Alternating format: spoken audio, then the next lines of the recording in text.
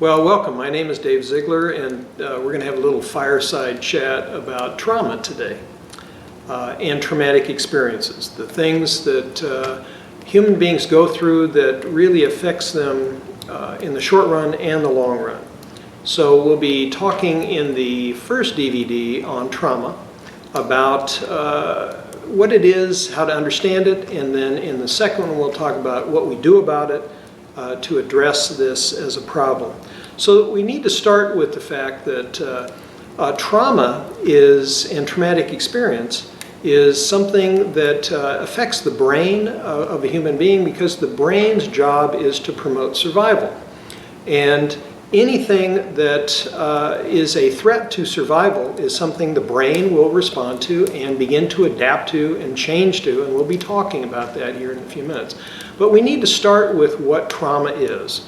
A traumatic experience is anything that overrides the ability of an individual to be able to cope and to deal with it. There are a variety of causes of trauma, things like car accidents, things like really bad weather, things like medical procedures, but for the most part, most of trauma that affects children and in the long run is a very damaging impact on them is child abuse, either sexual abuse or physical abuse or serious and chronic kinds of neglect. And so in a mental health setting or in a family setting, in a school setting, you're often working with children that have had traumatic experiences due to child abuse. So the brain, again, will experience any perceived threat as a problem in terms of survival, and the brain's job is to promote the survival of the individual. So what it will do, it will begin to change and adapt to situations in order to handle that. So how bad is the problem of trauma? Many people think, well, sure, they're abused kids, but and we hear in the media that there's quite a bit of abuse. Well, the actual facts of trauma are pretty frightening. We could be talking about up to 5 million children a year in the United States alone. This is a lot of kids, and certainly these kids all don't get the kind of help that they need.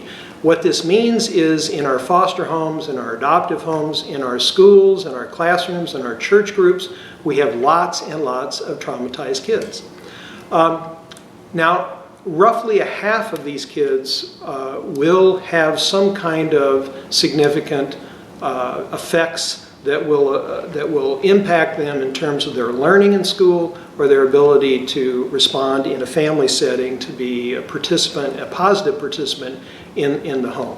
So we're talking about half of those kids, so that could be 2.5 million kids per year that are really going to struggle with this.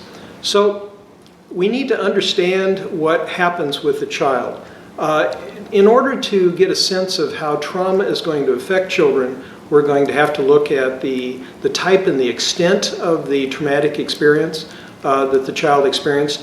What kind of patterns? Was it chronic? Was it intensive? Was it infrequent? Was it a one-time situation? All of these, along with the age of the child, and will say something about how the child is able to bounce back. Now, one of the other factors that's very important is how supportive the child has a support system and the adults there to do whatever they can do to let the child know that they're safe and things are getting better afterwards. And so the presence of a support system is really key in terms of long-term impacts of abuse. Okay, so if we move on, we need to take a look at how the human brain responds to trauma. It adapts. That is the most persistent thing that the brain can do, is to change based upon the signals from the environment. It will imprint, or it will begin to signal certain kinds of reminders of what the traumatic experience is, and that imprint is in a sense seared onto the brain of the individual, and when new things come up, they will remember the traumatic experience and then respond to it with an emotional or behavioral kind of response. There is sensitization to certain kinds of issues, to smells, to taste, maybe the weather, maybe music, all sorts of things can trigger a child to remind them of the original trauma. And when this happens, the child overactivates. The child's system, their autonomic nervous system, reacts in a very strong way anytime there is something that reminds them of the original situation.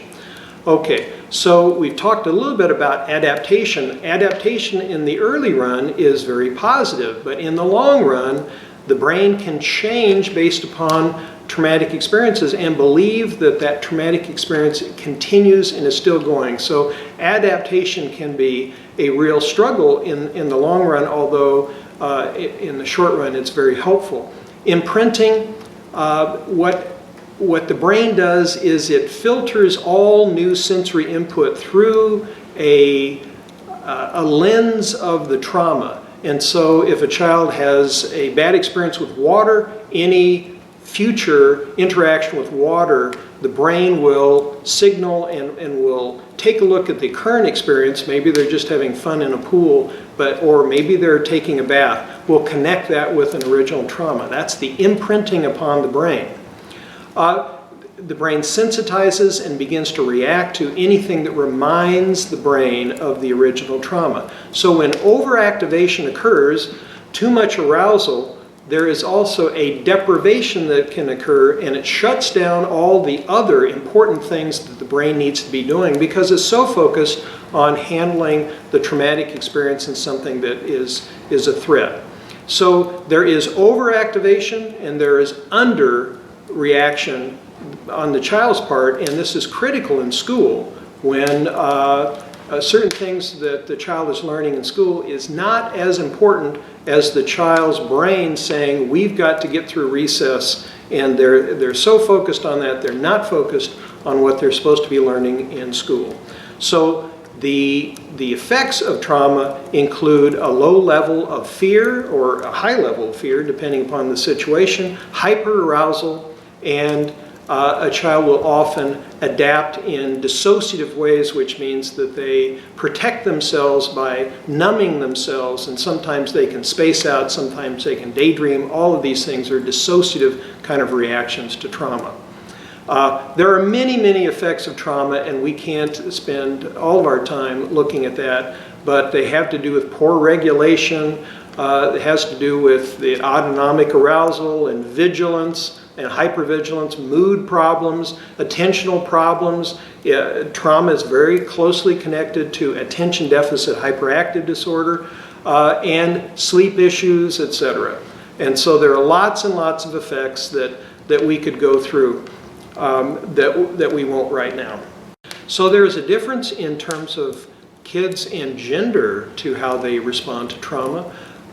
Boys and older children will more often react in more of a fight response, and the younger the child and more females respond to sort of the flight response, and or activation or underactivation or explosion or implosion, this kind of a continuum. So there is a difference in terms of age, and there is a difference in terms of gender. And some of the boys will have things like oppositional defiance and attention deficit kinds of issues, and girls will develop more often depression, etc. Now there are individual differences, but this is kind of a general difference in terms of gender. So traumatized kids reflect all sorts of struggles and difficulties in all settings of their lives. Sometimes they get depressed, sometimes they act out, sometimes they act in. We need to understand that these are the results of some of the very negative things that have happened to them. We need to understand them. We need to be there to support them and help them, because these children are simply trying to respond to a world that to them is scary and frightening, and they don't exactly know what to do.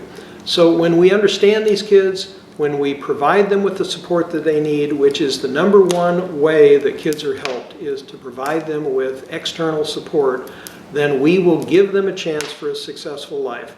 In the next video, we will be talking about exactly how we do that, and that'll be very important, and I hope all of you will help in any way you can to support children and teens, and later on adults who have been traumatized early in their life. Thank you.